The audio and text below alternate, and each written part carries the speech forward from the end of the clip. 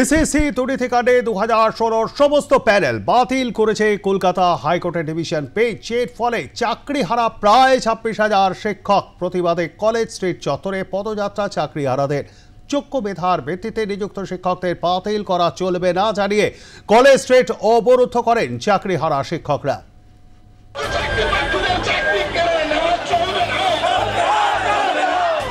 হাইকোর্টের নির্দেশে 2016 সালের এসএসসির প্যানেল বাতিল হয়েছে এবং সেই প্যানেল বাতিলের বিরোধিতা জানিয়ে রাস্তায় নেমেছেন এসটিইএ এবং এই সমস্ত শিক্ষক ও শিক্ষাকর্মী সমিতি এসটিইএ এর তরফ থেকে একটি বিক্ষোভ মিছিলের আয়োজন করা হয়েছে কলেজ স্কয়ার চত্বরে।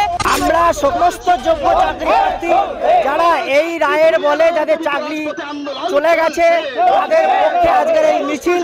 আমরা বলছি যারা দোষী, যারা দুর্নীতির মাধ্যমে চাকরি পেয়েছে তাদের শাস্তি দেওয়া হোক এবং এই দুর্নীতির সাথে যুক্ত যে নেতা মন্ত্রী আধিকারিক তাদের শাস্তি দেওয়া হোক দৃষ্টান্তমূলক।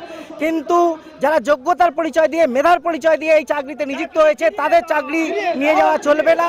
এবং ভারতবর্ষের কোন আইনের বলে এই বিচারের যে রায় এলো আমরা সেটা বুঝতে পারছি না।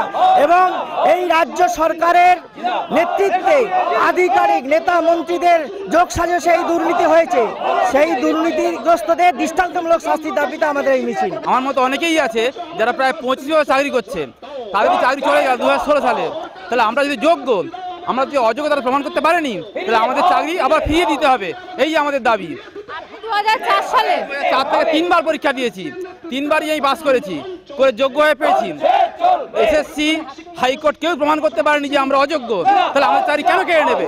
আমাদের পেটের ভাত কেন কেড়ে নেবে?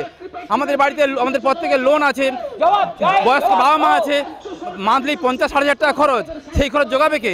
আমাদের যে সম্মান হারিয়ে গেল সেই সম্মান সরকার ফিরিয়ে দিতে পারবে? কখনোই পারবে না। এক কলমের খোঁচে আমাদের চাকরি কেড়ে নেওয়া হলো কেন? আমরা সুবিচার চাই।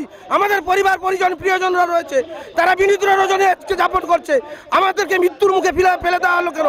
আমাদেরকে জীবন মৃত্যুর সমান করে দেওয়া হলো কেন? আমরা এর সুবিচার চাই। ন্যাচারাল জাস্টিস বলে যদি কিছু থাকে আমাদেরকে অবশ্যই সেই অধিকারে আমাদেরকে পূর্বের পথে পুনর্বহাল করতে হবে। আমরা অবশ্যই সুপ্রিম কোর্টে যাচ্ছি। আমরা আমাদের অধিকার ফিরে পেতে আমাদের আন্দোলন, রাস্তার আন্দোলন চলবে। যেমন করে আইনি আন্দোলন চলছে, একই ধারাপথে আমরা রাস্তায় আন্দোলন করব। 2016 সালে এমন অনেক মেধাবী রয়েছেন যারা আইআইটি থেকে চলে এসেছে শুধুমাত্র এই পেশাটাকে ভালোবেসে এই শিক্ষকতা করার জন্য। আমাদের খুবই স্পষ্ট দাবি যে আমরা যারা কন্টিনিউশন প্রে প্রোটেকশন পাওয়া ইন সার্ভিস রয়েছি তারা এবং যারা 2016 সালে চাকরি প্রার্থী, সেই সব ইন সার্ভিস চাকরি প্রার্থীদের পক্ষ থেকে আমরা এসটি এর নেতৃত্বে যাচ্ছি সুপ্রিম কোর্টে।